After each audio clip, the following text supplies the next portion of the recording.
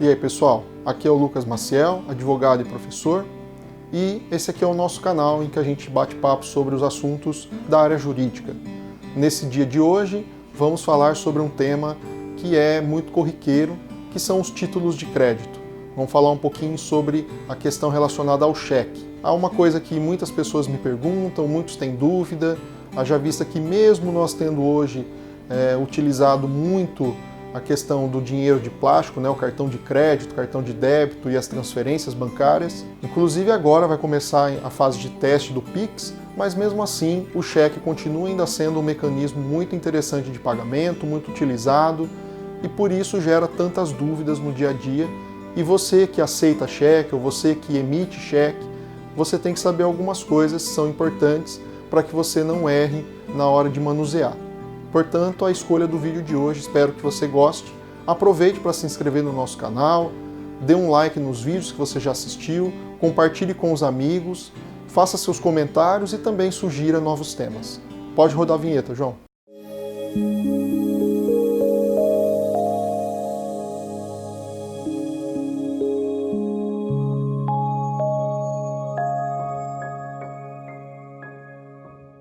Olá pessoal, então como a gente comentou agora há pouco, nós vamos falar hoje sobre um título de crédito específico que é o cheque.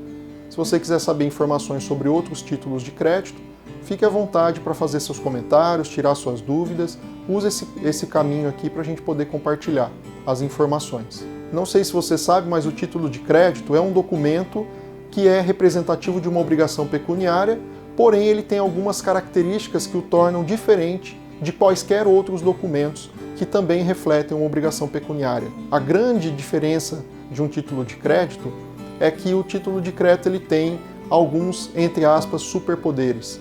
Ele tem facilidade de negociação e ele também tem uma facilidade de execução.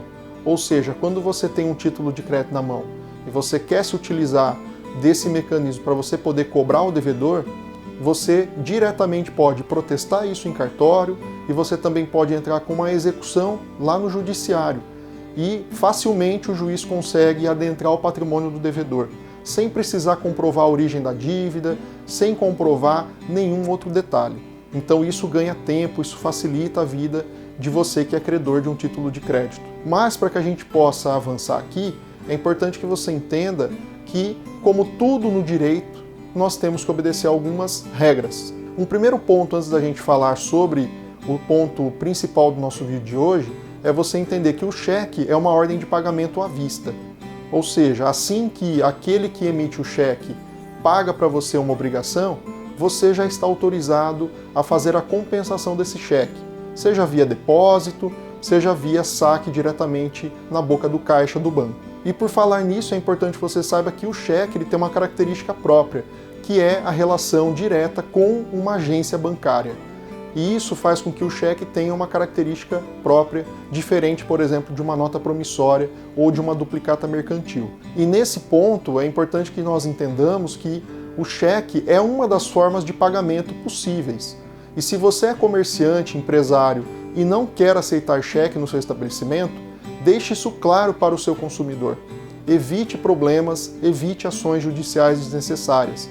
Então, se você não quer aceitar cheques, ou você quer colocar condições para aceitar cheques, coloque isso de forma bem ostensiva no seu estabelecimento, para que você não coloque o seu consumidor em posição de constrangimento. Imagina a situação de um cliente chegar na boca do caixa, vai pagar a compra que ele realizou, e a sua funcionária ou seu funcionário diz que não aceita cheque. Vai ter que deixar toda a compra que foi feita, vai gerar um constrangimento, as pessoas que estão ao redor vão ficar olhando e isso vai gerar provavelmente uma ação na justiça. Então, para evitar, deixe isso muito claro, informe se você aceita cheque ou não e em quais condições você aceita o cheque. Nunca o cheque é obrigatório, mas você tem que informar isso ostensivamente para você não ter risco lá na frente de futuras ações judiciais. Bem, então já que a gente falou um pouquinho sobre o que é um título de crédito, falamos um pouquinho sobre o que é o cheque, o ponto principal do nosso tema de hoje é entendermos um pouquinho como funciona a prescrição do cheque, porque muitos não sabem exatamente isso e acabam perdendo a eficácia do cheque por não ter conhecimento sobre o tempo em que você pode realizar a cobrança dele via judicial e também para você poder compensar esse cheque. É interessante que a gente comente aqui que o cheque ele tem uma regrinha própria, um tempo de cobrança próprio, diferente dos outros títulos de crédito. Então, por isso que às vezes nós temos algumas dúvidas. O primeiro ponto a se considerar é que o cheque leva-se em consideração o que nós chamamos de tempo de apresentação. E esse tempo de apresentação leva-se em consideração a praça do cheque. O que significa isso na prática? Por exemplo, se eu tenho um cheque que foi emitido aqui em Prudente e a agência é de Prudente, o prazo de apresentação do cheque é de 30 dias. Se eu tenho um cheque que é de São Paulo e ele foi apresentado aqui em Prudente, o prazo é de 60 dias. Então esse é um primeiro ponto que nós temos que observar. Haja vista que esse prazo interfere na contagem do tempo de prescrição. Entendida essa questão do tempo de apresentação, a partir daí conta-se o prazo de 6 meses da data da emissão do cheque. Então, se o cheque for de mesma praça, nós temos um prazo de prescrição de 30 dias mais 6 meses. Se nós tivermos cheques de praças diferentes, 60 dias mais 6 meses. Então essa é a forma de contagem do prazo de prescrição do cheque. A questão que nós temos que fazer agora é a seguinte: mas e se, por exemplo, eu tenho um cheque na mão e esse prazo já terminou? Eu perdi o cheque? Eu não posso mais receber aquele crédito? Perdi totalmente aquela obrigação? E o devedor vai sair ileso dessa obrigação? A resposta é não. Nós temos que compreender que o direito cambiário ele cria regras para a contagem da prescrição para o título de crédito, mas o documento representativo da obrigação continua válido. Então, abre-se a possibilidade do credor ajuizar uma demanda que é chamada de ação de enriquecimento sem causa no prazo de até 2 anos após o término do prazo prescricional do cheque.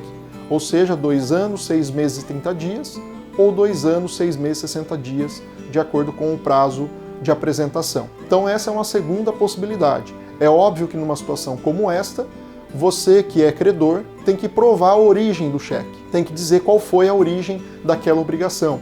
Se foi em decorrência de uma compra e venda, se foi decorrência de um empréstimo, se foi decorrência da venda de uma determinada coisa particular sua, compra de um terreno, a compra de um veículo. Então você vai ter que justificar a origem daquela obrigação, aí o devedor vai poder se defender, vai poder apresentar suas razões e depois o juiz vai decidir quem está certo e quem está errado. Veja, portanto, que há uma grande diferença entre você executar um cheque e você cobrar esse cheque depois do prazo prescricional.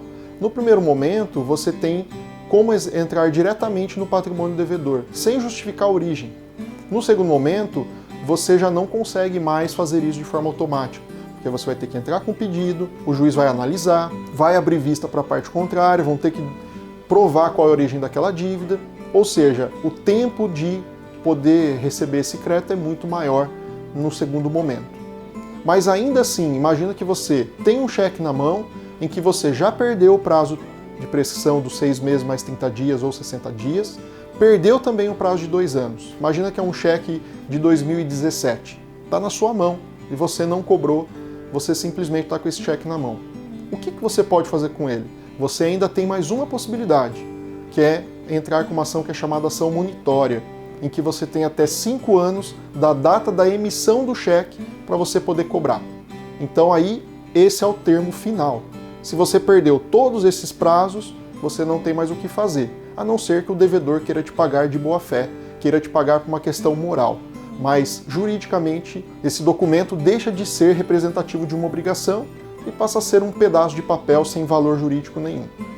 Portanto, é importante nós entendermos essas questões relacionadas à cobrança do cheque para que você não perca o recebimento de uma obrigação que você tem na mão. Fique atento aos prazos, às condições, não perca tempo e faça, quando for necessário, as medidas judiciais de acordo com o que nós falamos. Se você tiver alguma dúvida, fique à vontade para comentar, passar para nós. E se você também quer saber mais informações sobre cheque, também deixe seu comentário aqui. Nós não comentamos no vídeo hoje sobre a questão do cheque pré-datado, cheque pós-datado, mas se você quiser, nós podemos gravar um outro vídeo falando sobre essas questões. Queria agradecer a atenção de todos. Aproveite para se inscrever no canal se você ainda não o fez, deixe seu like e compartilhe com os amigos e deixe suas sugestões. Um abraço, até o próximo.